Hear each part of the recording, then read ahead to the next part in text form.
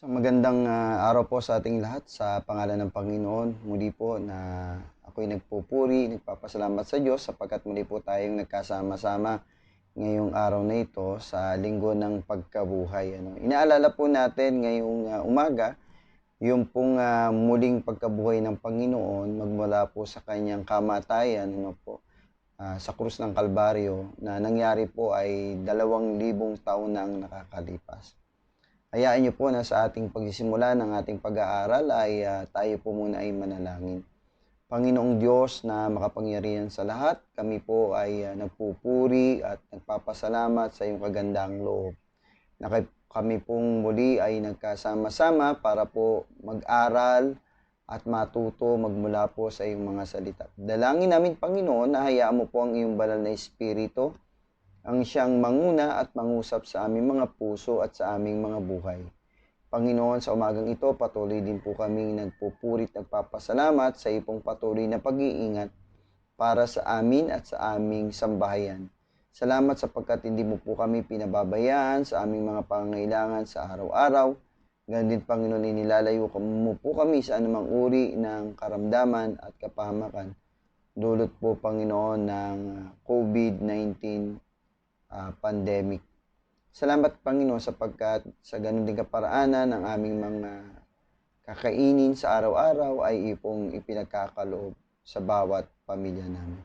Muli, Panginoon, maraming salamat po at lahat po ng papuri, kaluwalhati at karangalan ay binabalik po namin sa makapangyarihang pangalan namin, Panginoong Hesus. Amen. Ayan, tunay nga po na napakabuti ng Panginoon, sapagkat tayo po ay nasa, hindi ako nagkakamali, ay 28th day since po nag-start yung ating quarantine. Actually, dapat by Tuesday sana ay matapos na po tayo. Pero dahil nandun po yung pagtaya o pagtingin ng ating mga nasa namiminuno, especially doon sa Department of Health, tinitingnan po nila na kailangan pa pong i-extend ito sapagkat ngayon pa lang po talaga dumating at napapakinabangan yung tinatago nating mga test kits.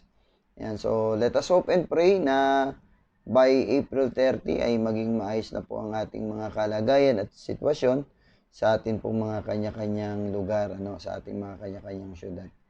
Okay, ang ating pong pag-aaralan ngayon ay manggagaling po doon sa Ebanghelyo ni Apostol Lucas, Kabanatang 24, talatang 37 hanggang 40 at talatang 45 hanggang 47.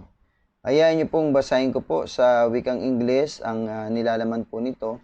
Ito po ay nang magpakita ang Panginoon sa kanyang mga alagad pagkatapos niya pong mabuhay na maguli. Tingnan po natin yung verse 37 to 38. They were startled and frightened, thinking they saw a ghost. He said to them, "Why are you troubled, and why do doubts rise in your minds? Look at my hands and my feet. It is I myself. Touch me and see. A ghost does not have flesh and bones, as you see I have." When he had said this, he showed them his hands and feet. Verse 45, then he opened their minds so they could understand the scriptures. He told them, "This is what is written, the Messiah will suffer and rise from the dead on the third day. And repentance for the forgiveness of sins will be preached in His name to all nations beginning at Jerusalem." So, ito po eksena po nito mga kapatid ay dun po sa unang araw ng isang linggo. So, it happened on a Sunday morning. Ayan. So, ang nangyari po, sabi po rito, maagang-maga pa ng araw ng linggo, ang mga babae ay nagbalik sa libingan. Ito po yung ilan sa mga alagad ng Panginoon. Dala ang mga pabangong inihanda nila. Nang dumating sila doon, nakita nilang naigulong na ang batong nakatakip sa libingan, ngunit nang pumasok sila, wala na roon ang bangkay ng Panginoong Hesus. Yan. So, yung mga babae po dumalaw sa libingan ng Panginoon at nagulat sila sapagkat yung nakatakip na bato ay naiurong na po. At hindi lang yun, ay sinilip nila ang Panginoon at wala po roon ang kanyang bangkay. Samantalang nagtataka sila kung ano nangyari, biglang lumitaw sa tabi nila ang dalawang lalaking nakakasilaw ang damit. Dahil sa matinding takot, sila'y nagpatira pa. Tinanong sila ng mga lalaki, bakit ninyo hinahanap ang buhay sa lugar ng mga patay? Wala siya rito, siya'y muling nabuhay. Alalahanin ninyo ang sinabi niya sa inyo noong nasa Galilea pa siya. Ang anak ng tao ay kailangang ipagkanulo sa mga makasalanan at ipako sa krus. At sa ikatlong araw ay muling mabubuhay. Naalala nga ng mga babae ang mga sinabi ni Jesus noong una. Kaya umuwi sila at sinaysay nila sa 11 at sa iba pa nilang kasamaan ang buong pangyayari. Ang mga babaeng ito ay sina Maria Magdalena, Juana at Maria na ina ni Santiago. Sila at ang iba pang mga babaeng kasama nila ang nagbalita sa mga apostol. Akala ng mga apostol ay kaibangan lamang ang kanilang sinasabi, kaya ayaw nilang paniwalaan ng mga kababaihan. Ngunit tumayo si Pedro at patakbong nagpunta sa libingan, yumuko siya at pagtingin sa loob ay wala siyang nakita kundi ang mga telang lino na ipinambalot kay Jesus. Kaya't umuwi siyang nagtataka sa nangyari. Alam niyo mga kapatid, yung balita po ng muling pagkabuhay ng Panginoon, ng unang nakasaksi, mga kababaihan. Kaya lang yung mga kababaihan, hindi po pinaniwalaan agad ng mga alagad, no? Ang nasa isip nilang, sabi ng nasusulat, ay kahibangan. No? Ibig sabihin, gawa nung kanilang labis na pag-iisip, labis na kalungkutang nararamdaman, no? na wala ang Panginoon sa kanila, ay yun yung nakita ng mga alagad na lalaki na baka naihibang ang mga ito. No? Pero alam niyo po, sabi po ng mga sumunod na talata, no? Pagdating po dun sa binasa natin kanina, sa verse 36, sabi po dun, habang pinag-uusapan nila ito, tumayo si Jesus sa kalagitnaan nila at nagsabi, sumainyo ang kapayapaan. So ito po, nagpakita ang Panginoon sa kanila, no? Dahil hindi maniwala yung mga alagad sa mga babae, ang Panginoon na mismo, no, personal ang nagpakita sa kanila. So nung magpakita ang Panginoon, sinabi niya, sumainyo ang kapayapaan, natigilan sila at natakot sapagkat akala nila ay nakakita sila ng multo. No? Kaya't sinabi ni Jesus, bakit kayo natitigilan? Bakit kayo nag-aalinlangan? Tingnan ninyo ang aking mga kamay at mga paa. So pinapakita ng Panginoon yung kanyang kamay at paa. No? Ang sabi niya, hawakan ninyo ako at pagmasdan. Ako nga ito, ang multo ay walang laman at buto. Ngunit ako'y mayroon tulad ng nakikita ninyo. Habang sinasabi niya ito, ipinakita niya sa kanila ang kanyang mga kamay at mga paa. Parang hindi pa rin sila makapaniwala sa laki ng galak at pagkamanga, kaya tinanong sila ni Jesus, may pagkain ba kayo? Siya ay binigyan nila ng isang hiwa ng isang isdang inihaw, kinuha niya ito at kinain sa harapan nila. So, ipinapakita na ng Panginoon, no, yung mga sugat niya sa kamay at sa paa. No, pero itong mga to para bang nabigla pa rin at hindi pa rin nila matanggap o hindi pa rin nila maunawaan, hindi pa rin nila ma-process na si Lord ba talaga itong kausap natin? So sabi po ng mga talata, no, kinain ng Panginoon sa harapan nila yung isda. No, pagkatapos ay sinabi sa kanila, ito ang tinutukoy ko ng sinabi ko sa inyo noong kasama pa ninyo ako. Ano yun? Na dapat matupad ang lahat ng nasusulat tungkol sa akin sa kautusan ni Moises, sa aklat ng mga propeta, at sa aklat ng mga awit. Binuksan niya ang kanilang pag-iisip upang maunawaan nila ang mga kasulatan. Makita niyo po, no, pinaliliwanag ng Panginoon, yung kanyang pagkamatay sa krus ng Kalbaryo is a fulfillment of what is written in the Old Testament, doon sa Old Scriptures, from the time of Moses, from the time of the prophets, and to the time that the Psalms, no, were written. So, nandun po yun. Ayan. Kaya po napakaganda po na makita po natin. So yung kanyang kamatayan is a fulfillment, no, of the Old Testament prophecies. Binuksan niya ang kanilang pag-iisip upang maunawaan nila ang mga kasulatan. Ayan. Sinabi sa kanila, ganito ang nasusulat, kinakailangan magdusa, mamatay ang Kristo at pagkatapos siya'y muling mabubuhay sa ikatlong araw. Sa kanyang pangalan, ang pagsisisi at kapatawaran ng mga kasalanan ay dapat ipangaral sa lahat ng mga bansa magmula sa Jerusalem. Kita nyo, yung ano no, yung scenario, yung events, no, ay ipinakikita ng Panginoon sa kanila that He has to go through suffering. He has to go through death. And then, from then on the third day, sabi niya, muli siyang mabubuhay. He will rise again from the dead on the third day. No, kasama po yun sa natawag po nating fulfillment ng prophecy. At ang bunga nun, sabi niya sa 47, sa kanyang pangalan, ang pagsisisi, ang kapatawaran ng mga kasalanan ay dapat ipangaral sa lahat ng mga bansa magmula sa Jerusalem. Kaya po mga kapatid, pag tinignan natin ito, no, kailangang ipahayag daw, no, ng mga alagad sa buong mundo, sa buong daigdig, no, yung kanyang ginawang pagdurusa. Hindi lang yun, pati yung pagpapatawad, no, sa mga kasalanan ng tao at yung pagliligtas ng Panginoon. So ang tanong lang naman ay, alam nyo nung niresurrect ang Panginoon, kasi ang katawan natin nabubulok, nasisira, pero yung sa Panginoon ay yung kanyang body ay napalitan ng tinatawag nating incorruptible body, hindi nabubulok, hindi nasisira.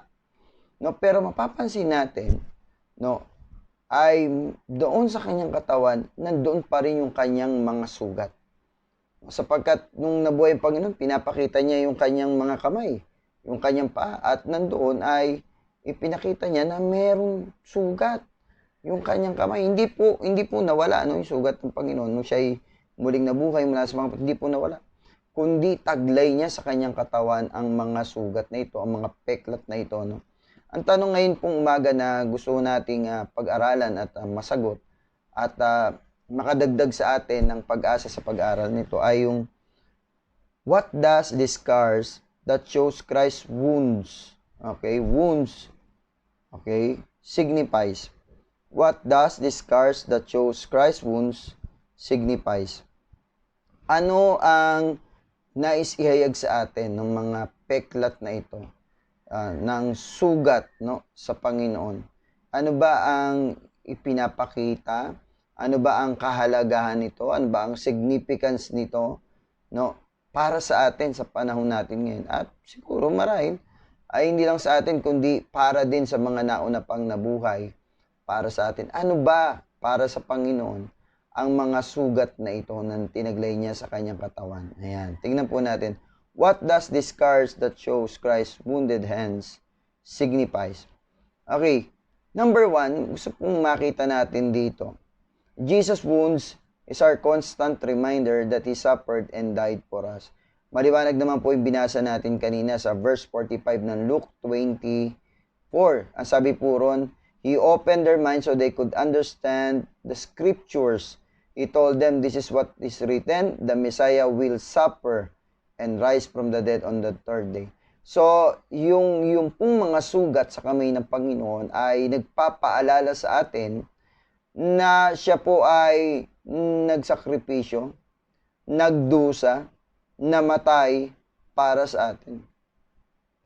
So, ibig sabihin ay yung mga sugat na ito dapat tayo nagtaglay, mga kapatid. Pero dahil sa kanyang pag-ibig sa atin, siya po ang tumanggap ng mga sugat nito. So, every time no, that we will talk about the scars, no, in the hands of our Lord, no, yung scars maging sa kanyang mga paa, scars sa kanyang likod, scars sa kanyang tagiliran, all these things, okay, should remind us, no, should always be a constant reminder for us that He suffered and died, okay, for us, no. Siya po ay nagdusa, no, namatay, no, at muling nabuhay para sa atin. Yun po yung napakaganda nito. Kaya nga po sabi niya, no, sa verse 38 ng Luke 24, why are you troubled and why do doubts rise in your minds? Look at me, no, these are my hands and feet. It is I myself, sabi ni Lord. Touch me and see. Pinakikita niya po yung mga kamay niya. Ano pong ibig sabihin? Gusto niyo maunawaan nila na ako to. Ako to na matay sa krus. Ako ito na nagbigay ng buhay ko para sa inyo. At ito mga palatandaan. Ayan. Ito yung magpapaalala sa inyo ng aking ginawa. So, Jesus' wounds is our constant reminder that He suffered and died for us. Ayan, maganda po yan. Pangalawa, Jesus' wounds sealed His finished work. Ano pong ibig sabihin? Ito raw po yung naging selyo. No, yung mga sugat sa kanyang kamay, sa kanyang paa, sa kanyang katawan, ito yung selyo, no, para dun sa kanyang mga bagay na tinapos o nakumpleto o nagawa. Kaya po yung word natin na doon sa John chapter 19, ano po sabi rin, yung tetelestai, ibig sabihin it is done, it is finished, it is complete. Meaning to say, no, nagawa na ng Panginoong Hesus yung pinagagawa sa kanya ng Diyos Ama. Yung task na ibinigay sa kanya, he was able to accomplish it. At yung mga sugat niya, no, ang pinaka naging pantatak, patibay, patotoo na kanyang natapos na yung kanyang tungkulin. Kaya po, dinidisplay niya pa eh. Pinapakita niya. No? Kumbaga, ito ay nagbibigay pa ng emphasis doon sa kanyang nagawa. No? Para bang sinasabi ni Lord sa kanila, hello guys, ako ito. Ito ang palatandaan. No? Nagawa ko na yung dapat kong gawin. Ito ang mga ebidensya, yung mga sugat niya. So, yun nga po, John chapter 19. Ano sabi ng Panginoon sa verse 30? When he had received the drink, Jesus said, it is finished. With that, he bowed his head and gave up his words. So, nakumpleto na ng Diyos. No? Nakumpleto na. At ang pagpapatibay na ito ay nakumpleto na, yung naglagay ng selyo doon sa kanyang mga ginawa ay ang kanyang mga sugat. So, ibig sabihin, tuwing makikita natin yung mga sugat na ito, no, ay pinapakita nito na ito na, natapos na yung kanyang gampanin. Okay? So, huwag natin kalilimutan yan, mga kapatid. Pangatlo po, Jesus' wounds is His mark, okay, of being both the sacrifice and our great high priest forever. Ito daw pong wounds, no, sugat ng Panginoon, ay tanda o tatak, no, na parehong siya ang naging sacrifice o handog, no, at siya rin, no, sa kabilang banda ang dakilang punong saserdote natin magpakailanman. Ano pong ibig sabihin? Alam niyo po sa kultura ng mga Hudyo, para po makaranas sila ng pagpapatawad ng Panginoon, no, ay magkakaroon sila ng sacrificial offering o sacrifices, no, meron silang i-offer, meron silang ihahandog. At ang nangunguna po roon na naghahatid sa dambana ng Panginoon ay ang mga punong saserdote. Kaya lang po yung mga punong saserdote, no, sabi po ng Biblia, no, sa aklat ng Hebreo 7, bago pa nila madala yung mga handog, yung mga i-offer for sacrifice ng mga bayan ng Israel, ng mga tao sa paligid, no, ay kailangan munang mauna yung mga high priest na maglinis ng kanilang sarili. So, after nila na may bigay yung offering nila, yung sacrifices nila, no, at tinanggap ito ni Yahweh, saka lang nila pwedeng dalhin yung sa mga kababayan nila. So, yun po sinasabi rin, no, ng Hebreo na ang Panginoon, no, pareho niya itong ginampanan. Alin, yung pagiging handog at pagiging tagapaghandog. Ayan. So, tingnan po natin, sabi Hebrews 7:26, Jesus is such a high priest that truly meets our need, one who is holy, blameless, pure, set apart from sinners, exalted above the heavens. Unlike the other high priest, Jesus, does not need to offer sacrifices day after day, first for his own sins and then for the sins of other people. So nakita niyo, yun daw pong paghahandog, no? No, yung mga sin offering, araw-araw po yung ginagawa. Araw-araw na ginagawa ng mga high priest. Pero si Jesus daw, hindi niya kailangan gawin yun. No, hindi niya kailangan gawin. Yung mga priest, gagawin nila yon. So, yung para sa kanilang sarili, tapos para dun sa mga tao na gustong lumapit sa Diyos, humingi ng tawad. So, ginagawa nila yun.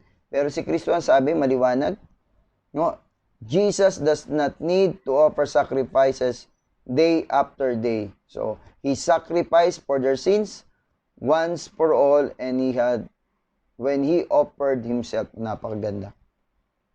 Si Jesus daw minsan lang naghandog, nag-alay, no, nung inalay niya yung kanyang buhay. That is once and for all. Minsan lang at para sa lahat. Yun ang maganda po makita natin. So, these wounds of Jesus is the mark, no? Mark of being both the sacrifice and the great high priest forever. Wow, grabe po yun. So, siya na po yung ating high priest, siya pa rin po yung ating sacrifice. Yung sacrificial lamb natin na sabi. Sabi nga natin sa awitin, kordero ng Diyos na nag-aalis ng kasalanan ng sanlibutan. Ayan. So, napakaganda po na makita natin. So, yung mga sugat niya ay palatandaan na inalay niya mismong sarili niya bilang handog para sa atin sa harapan ng Diyos. Grabe po. So, every time that we talk about the wounds of Christ, we will always be reminded na siya po yung naging sacrifice natin. Siya po yung naging pambayad natin. Siya po yung naging handog natin para po ang ating mga kasalanan ay mapatawad ng Diyos Ama. Okay? Napakaganda po, no? Sunod po natin, pang-apat, Jesus' wounds would bring judgment to those who do not believe or who did not believe Him. So, Jesus' wounds would bring judgment to those who would not believe Him or who didn't believe Him. John chapter 3 verse 16, mga kapatid, sabi rin, for God so loved the world that He gave His only begotten Son, that whosoever believes in Him shall not perish but have everlasting or eternal life. Anong ibig sabihin dito? Yung daw wounds ni Jesus, no, ay pwedeng magdala sa atin ng kahatulan. Sa paanong paraan? Pag hindi tayo nanampalataya sa Kanya. Yes, tama po. No, yung dulot ng Kanyang kamatayan, no, ang purpose ng kamatayan po talaga is makaranas ang tao ng kapatawaran. Makaranas o makatanggap ang tao ng pagliligtas ng Diyos. Tingnan natin yung kasunod ng John chapter 3 verse 16. Tuloy po natin. Nasabi po ron, for God did not send His Son into the world to condemn the world, but to save the world. Yan po yung purpose ng Panginoon. Ba't siya naparito eh? Kaya lang po tingnan natin yung 18, ha? Whoever believes in Him is not condemned, but whoever does not believe stands condemned already, because they have not believed in the name of God's one and only Son. Naku po, nakakalungkot siya. Ano po ibig sabihin po niyan? Pag hindi daw natin kinilala at tinanggap si Kristo sa ating buhay, maliwanag po sinasabi ng talata. Ano po yun? Ang naghintay sa atin ay kapahamakan. Naku mga kapatid, yan ang nakakatakot. Biruin mo no, sa halip na salvation ang maging dulot sa iyo ay kapahamakan daw po. So dapat po makita po natin yan, no? Na ang ating buhay, ang ating sarili ay may paglingkod po natin sa Panginoon. So Jesus' wounds would bring judgment to those who would not, okay, believe Him. Okay, sabi ron verse 19, this is the verdict, may hatol na eh. No? Light has come into the world, but people love darkness instead of light because their deeds were evil. Grabe. Sa Tagalog, at ito ang hatol, hinatulan. Dumating sa sanlibutan ng ilaw, ngunit mas inibig ng mga taong kadiliman kaysa ilaw dahil masasama ang kanilang mga gawa. Kaya mga kapatid, can you imagine? Pag hindi pala tayo naglingkod sa Panginoon, di natin tinanggap yung salvation na binibigay ng Panginoon, ay nako, mapapasama po tayo. Bakit naman tayo mapapasama at bakit tayo hahatulan? Bakit ang mga sugat ni Jesus na nagbibigay o nagdudulot ng kaligtasan ay magiging hatol sa atin kapag hindi nga po tayo nanalig? Kumbaga, nireject natin, inignore natin, binaliwala natin yung dakilang bagay na ginawa ng Panginoon, yung pag-aalay ng kanyang buhay. Tingnan po natin yung Matthew 27:23. No, ito po ay eksena kung saan ay ayaw hatulan ni Pilato na kamatayan si Jesus. Pero yung mga tao nagpupumilit. Ano sabi ni Pilato? Tingnan natin. Sabi ni Pilato, why? What crime has he committed? Asked Pilate. But they shouted all the more louder. No? But they shouted all the louder. Sabi, crucify him. When Pilate saw that he was getting nowhere, but that instead an uproar was starting, he took water and washed his hands in front of the crowd. And he said, I am innocent of this man's blood. Gugas kamay na si Pilato. Sinabi niya, no, ako ay inosente, no, sa dugo ng taong ito na inyong ibububo. Ayan. O yung kamatayan ay dudulot dito. So, sabi niya ngayon, he said, it is your responsibility. O, kayo nang bahala dyan. Kayo ang mananagot dyan. And all the people answered, his blood is on us and our children. Grabe po yung mga tao, no?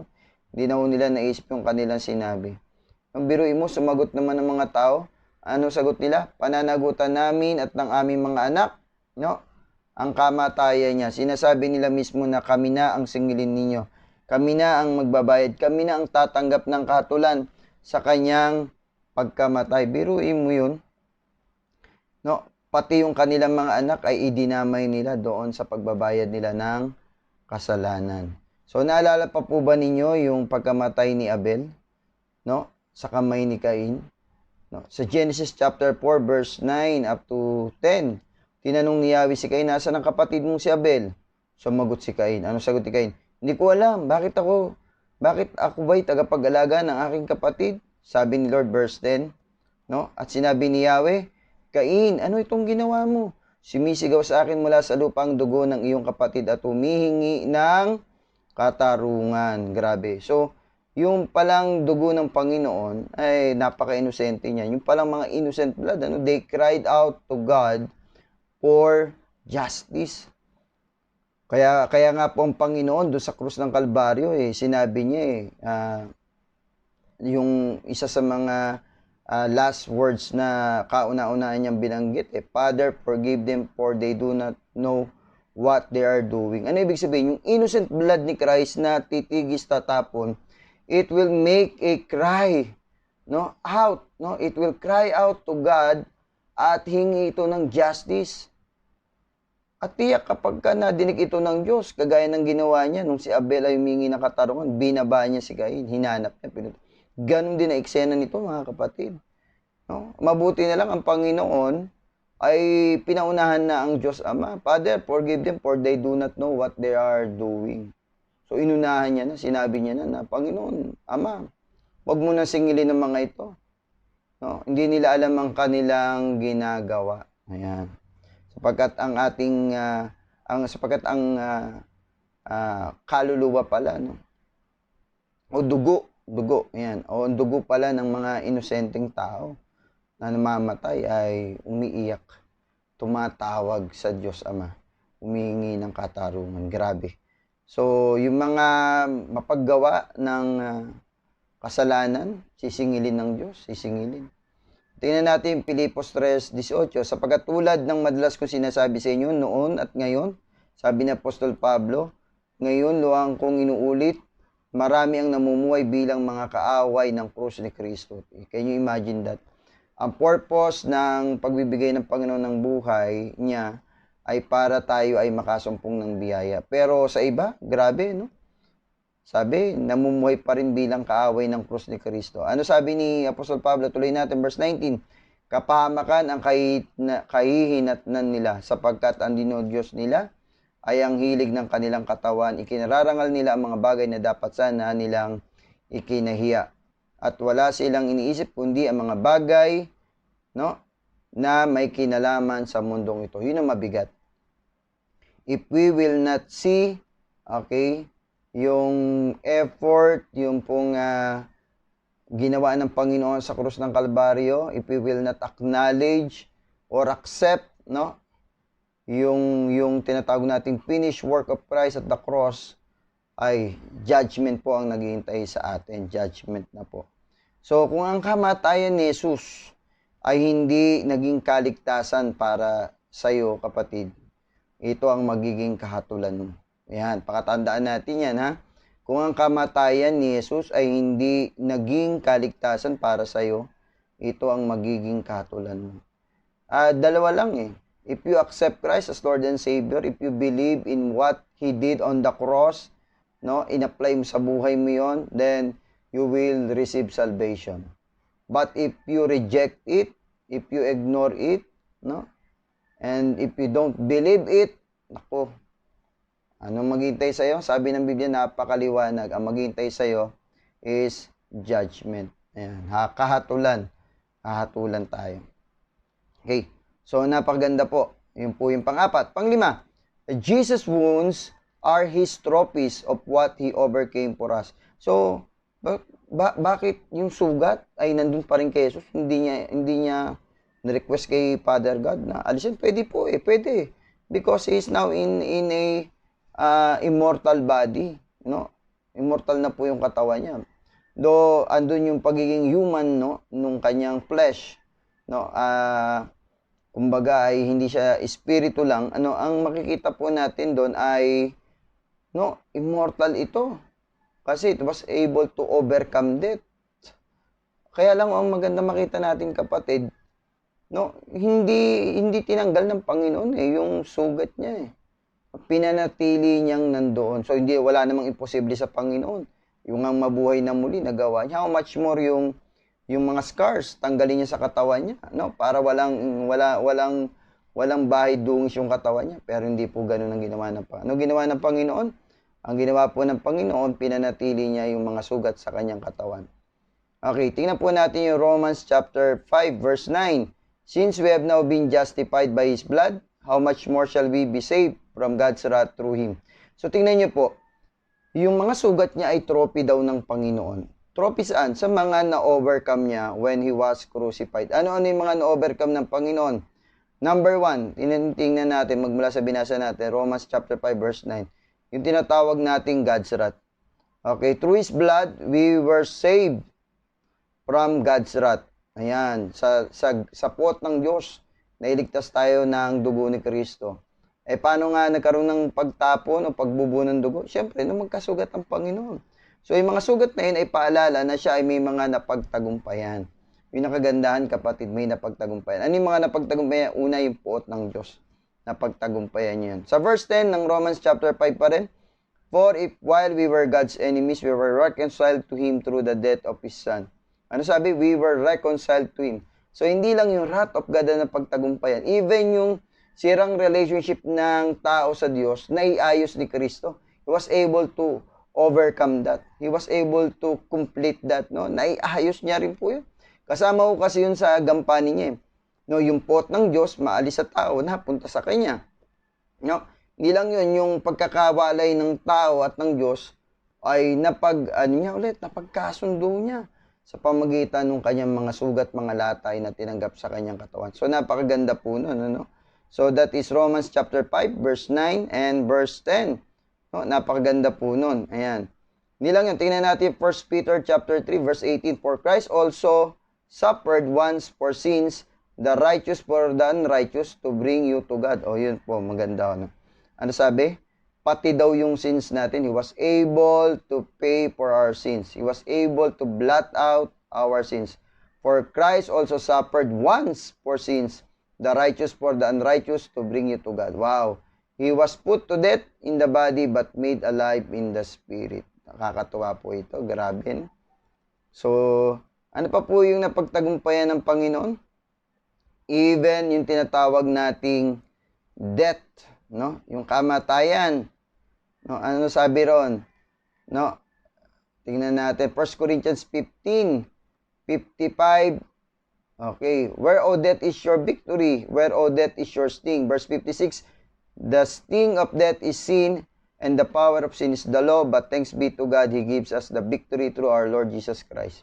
Sabi ng Apostol Pablo, no, sulat niya, sabi niya, o nasaan na kamatayan ang iyong kamandag? Nasaan na kamatayan ang iyong kamandag? Nasaan na kamatayan ang iyong tagumpay? No? Wala na. Bakit? Sabi, but thanks be to God, He gives us victory through our Lord Jesus Christ. Grabe po ito. Napakaganda, no?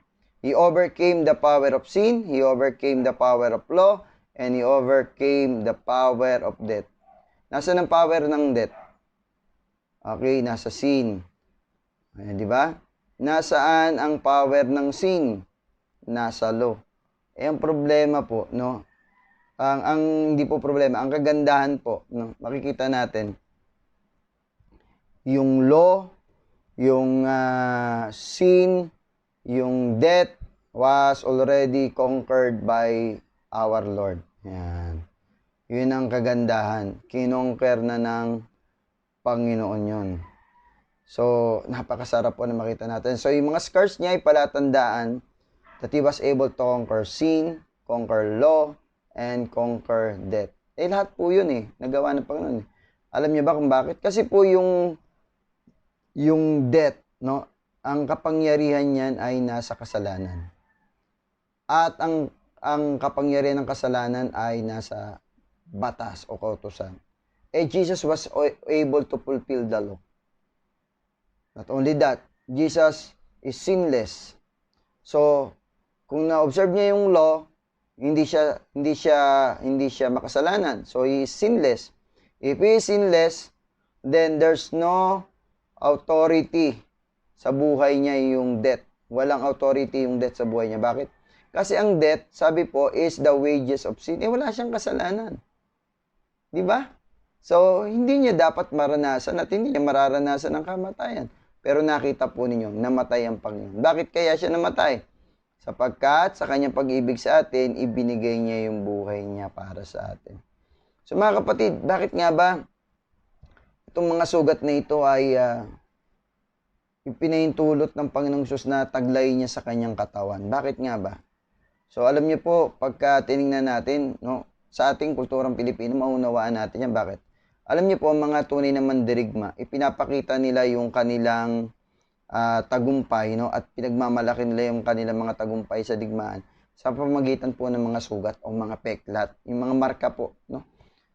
The more na mas marami silang peklat, no, mas marami silang sugat, ayan, ibig sabihin, the more na matindi yung pakikipaglaban na pinagdaanan nila at yun ang palatandaan ng kanilang pagtatagumpay. Alam nyo, sa mga sugat, ang may maganda lang namang kwento dyan, yung nagtagumpay. Kung ikaw ay may peklat nga, patay ka naman. No? Ibig sabihin ay walang testimony yun. Pero yung mga sugatan, pero buhay, matindi testimony niyan, di ba?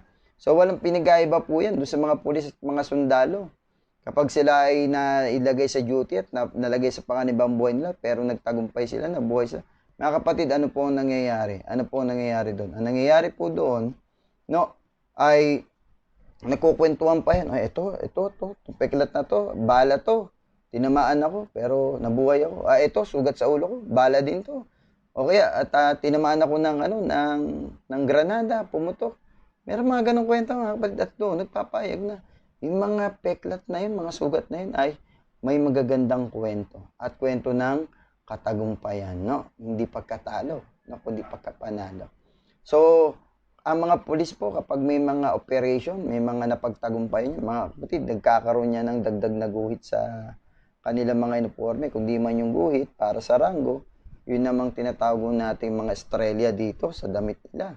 Sabihin, nadadagdagan yung accomplishment. Hindi lang yun. Napopromote, tumataas ang ranggo, no? And Jesus also, with his wounds, pinapakita niya, trophy ito. Pag tinanong mo si Lord, Lord, para, ano yung mga nasa katawan mo, yung mga sugat na yan? Ito yung trophy ko. Ano yan? Ito, I have conquered death. No? I have conquered the law. I have conquered sin. So, I have conquered the wrath of God. No? I have conquered, so marami po eh. No? So, maganda po yun. Yun yung sa Panginoon. And I do believe, ito pong COVID-19 na pinagdadaanan natin, mga kapatid, after this, it will be a mark that we have overcome another trial or testing in our lives. Naku, dagdag yan. No? Sa iba, may marka na, Yolanda, natapagtagumpayan yung Yolanda. Undoy, napagtagumpayan yung Undoy. Tapos susunod, COVID-19. Yeah?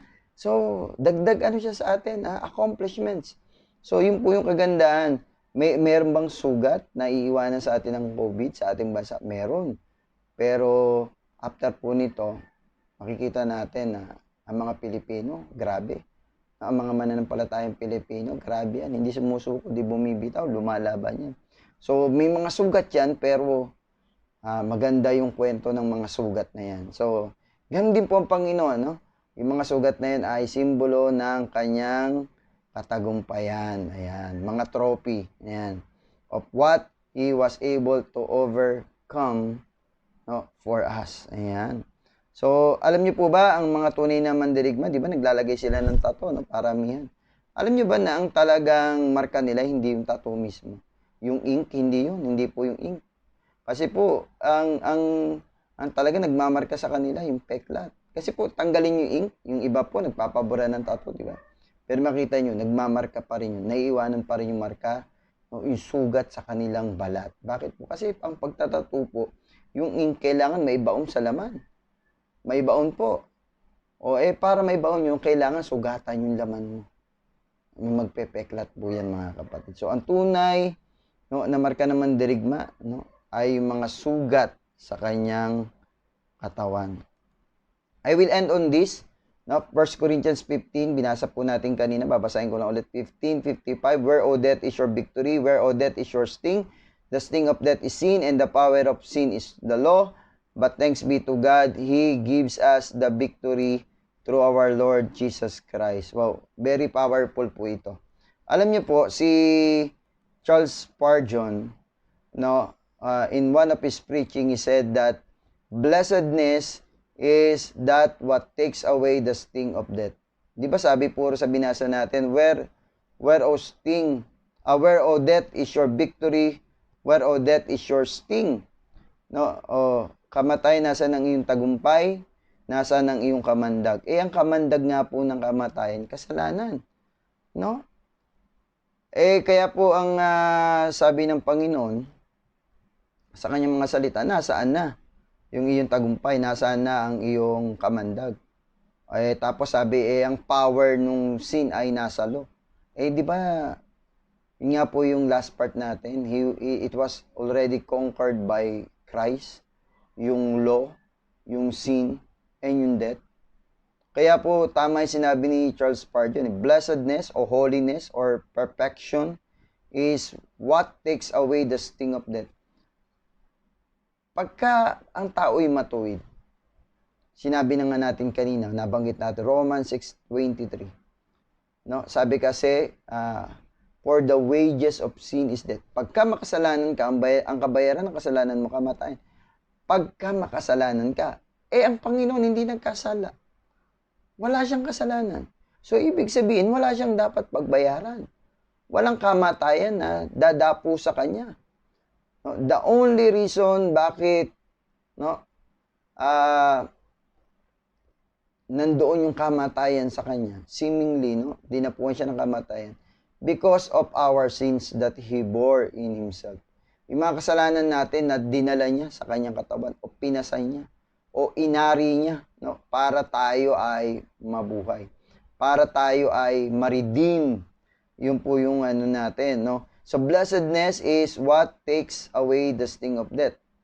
All that death have ever killed before were under the curse. Sabi po ni Charles Spurgeon, mga binawian naman ng buhay, ng kamatayan, yung mga taong nasa ilalim ng sumpa. Sumpa, dulot ng kasalanan.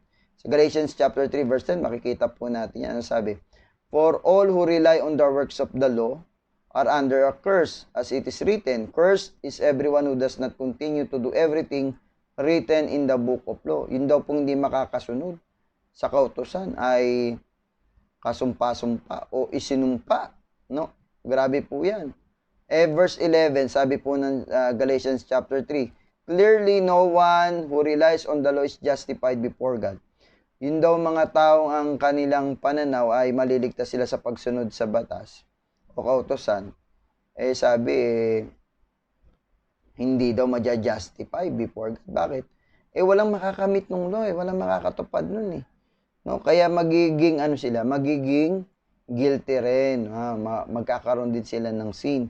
Kaya sabi ng Diyos, para wag ka maging under the law, okay, the righteous will live by faith. Ayan. Kailangan mabuhay sa pananampalataya, mabuhay sa katuwiran, mabuhay sa kabanalan. No? The law is not based on faith. Tingnan nyo. On the contrary, it says, the person who does these things will live by them. Ayan. Yung mga sumusunod sa law, matatali sila sa law. But when they live by faith, they will be freed from the law. Makakalaya sila sa law. So, sa 13, sabi, Christ redeemed us from the curse of the law by becoming a curse. Maliwanag po Christ redeemed us from the curse of the law by becoming a curse for us. For it is written, curse is everyone who is hung on the pole. So, si Kristo hindi siya makasalanan Hindi siya under curse. Pero dahil mahal niya tayo, yung curse na para sa atin, kinuha niya. No? So, ang isipan ng death, now that the curse was put into Christ, nung nailipat kay Kristo, nailagay kay Kristo, kinuha ni Kristo, ang sabi ng death, eto na, yung sin of the world, nasa kanya na. No, nasa kanya na. So, may kapangyarihan na ako rito. Parang gano'n, eh, no? Dahil yung kasalanan natin, nasa kanya eh. Ang kabayaran ng kasalanan kamatayan, lahat yun kinuha ng Panginoon. Parang ang dating gano'n, no? Seemingly. No? Kaya lang, no? Sabi ni Charles Spurgeon, there was in the blood of Christ what we call innocence.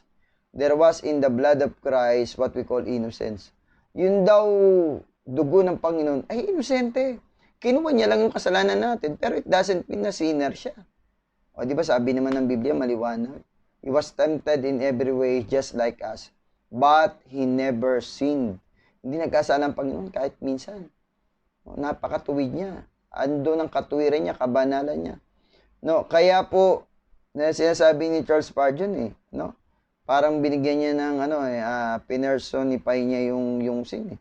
Ano sabi niya rito? When death sucked in the blessed and innocent blood of Christ, nung hinigop ng kamatayan ang dugo ng Panginoon, yung dugong banal, dugong malinis, no, dugong sabi po rito, inosente ng Panginoon, nung ito ay hinigop, no, nung ito ay pinatapon ng kamatayan, sabi po roon ay yung kamatayan ay parang uminom siya ng lason sa sarili niya. Anong ibig sabihin ni Charles Spurgeon? Death sucked in its poison and died. Bakit? Kasi yung death, ang power niya lang is over sin, no? Ang power ng death sa tao is because of sin. Kapag may kasalanan ka, ayan, may kapangyarihan siya sa'yo. Anong kapangyarihan meron siya kay Kristo? Wala. Bakit? Di ba? Sinless si Christ. Sinless eh. Sinless pa rin siya. Kaya he was able to conquer death. Why? Because he is sinless.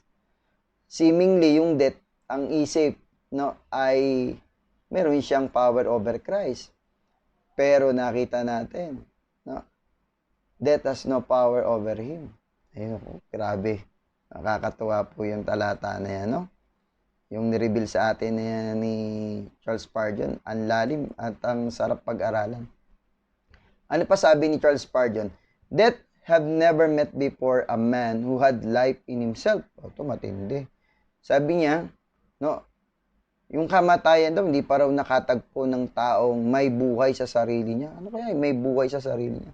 Ibig sabihin yung tao na may kakayahan na muling mabuhay at may kapangyarihan sa buhay. Ibig sabihin, he has authority over life itself. Sino ba si Christ? We can read from the Bible. He was able to resurrect people from the dead. Yung mga patay, nabubuhay ng Panginoon. Di ba? Yung mga patay, grabe po, anak ni Jairus. Sino pa? Yung mga tao po na inilapit sa Panginoon na namatay, si Lazaro. Di ba? Not only that, even yung mga apostol. After na ang Panginoon ay umakit na sa langit, yung mga apostol, even them, they were able to demonstrate power. Yung mga patay, nabubuhay po nila. Ibig sabihin, in the name of Jesus, they have power over death. Why? Because in Jesus, there is life. Kaya sabi ni Charles Spurgeon, death have never met before a man who had life in himself. O tingnan natin yung John 10, verse 17 to 18. The reason my Father loves me, sabi ni Jesus, is that I lay down my life only to take it up again. Grabe to. Grabe. The reason why my Father, the reason my Father loves me is that I lay down my life only to take it up again. Kaya ako mahal ng Ama dahil willing akong ibigay yung buhay ko eh. Pero kaya ko namang bawin ulit ito. Verse 18, no one takes it from me, but I lay it down on my own accord. I have authority to lay it down and authority to take it up again. This command I received from my Father. Tignan nyo nga po. Yun daw buhay niya, walang sino mang may kapangyarihang kunin ito sa kanya. Not even death. Wala nga po kasing control yung death sa kanya. Why? Because he is sinless. Okay? He is sinless. So, kung diinan yun, maganda po kasi talaga. At pag nakita nyo na in-apply natin sa sarili natin, makikita ho ninyo yung tinatawag nating bigat at lalim ng ginawa ng Panginoon dun sa krus ng Kalbaryo. I have authority to lay it down and authority to take it up again. This command I received from my Father. Tingnan natin yung John chapter 5 verse 26. Sapagkat kung paano ang Ama ay may buhay sa kanyang sarili, ay gayon din naman pinagkalooban niya ang anak na magkaroon ng buhay sa kanyang sarili. Yung power and authority of Jesus over his life. No one can take it away from him. He has the power to lay it down, but he has also the power to take it back again. Jesus has the power over death. Kaya po yung mga patay, kaya niyang buhayin. How much more yung sarili niya? Kaya when death, ang sabi rito, pinersonify na naman ulit ni Charles Spurgeon yung death Sabi niya, when death drank the blood of Jesus, when death drank the blood of Jesus, it drank the life of Jesus.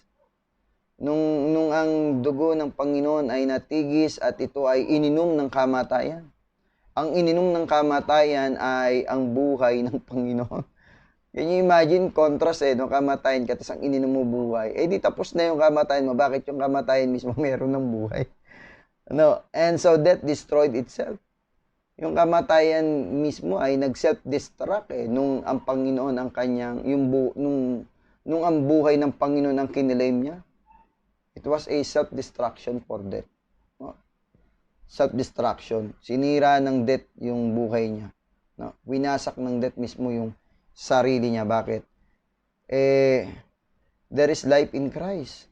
Sabi ni Jesus, I am the life. Diba? John 14 verse 6, I am the way, the truth, and the life. Nasa kanya yung buhay.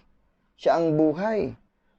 Grabe po yun. So, kaya po nung kinuha ng death yung buhay ni Christ, but actually it was Christ who have laid it down, naging powerless ang death.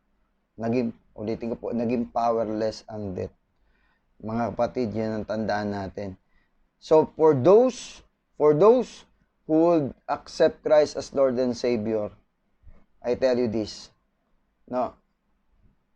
death will have no power over you. Why? Because yung righteousness ni God, yung holiness ni Jesus, ang siyang ilalagay sa iyo. It's not your own holiness.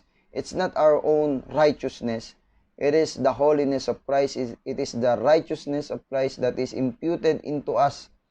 Na pagka titingnan tayo ng death, sandali lang. Hindi ko kaya to. Bakit? There is life in this person. Kaya sabi ni Lord, for whoever believes in Him shall have everlasting life. Hindi kayang i-consume ng death yun Everlasting life Kumbaga, hihigop siya pero hindi niya Bakit everlasting? Everlasting. Grabe. So, yung life na meron si Jesus, yung power na meron si Jesus over death, for those who would believe Him, will also have the same thing. Ayan.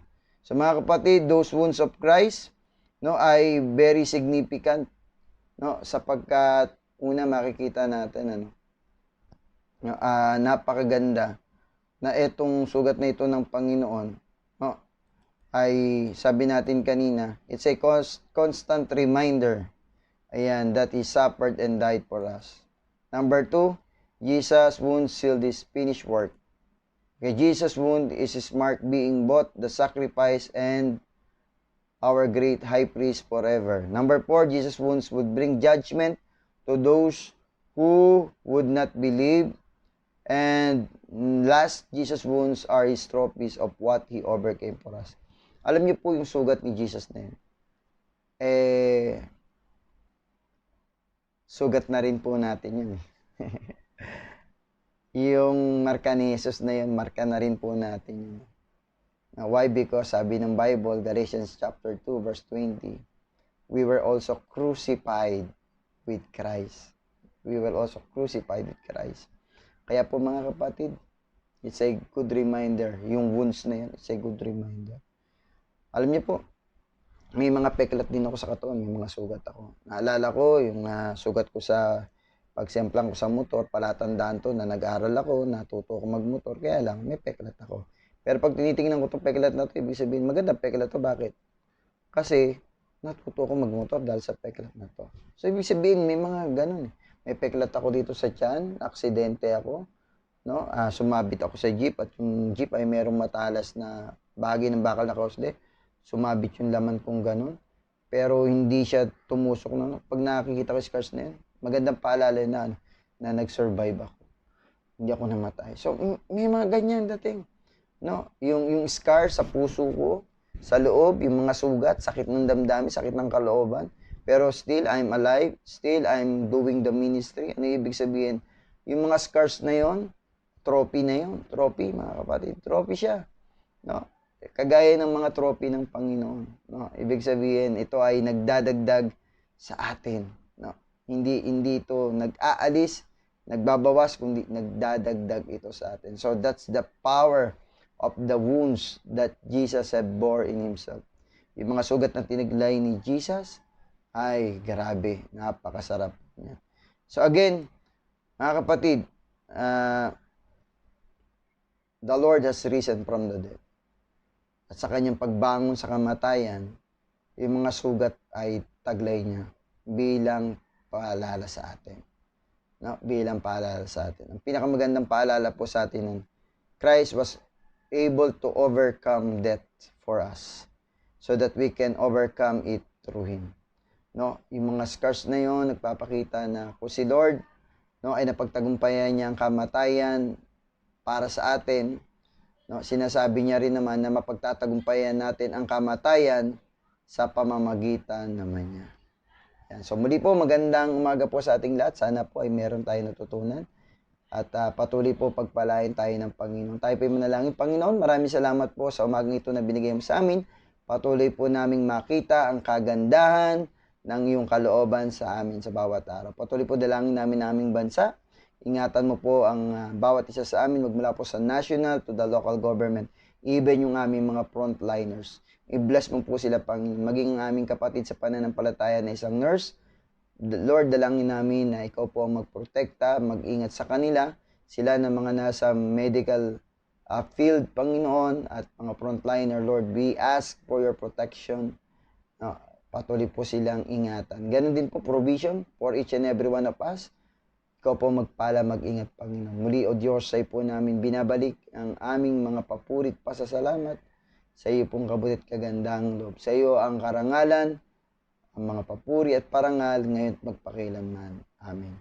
Muli po mga kapatid, magandang umaga po sa ating lahat at pagpalain po tayo ng Panginoon.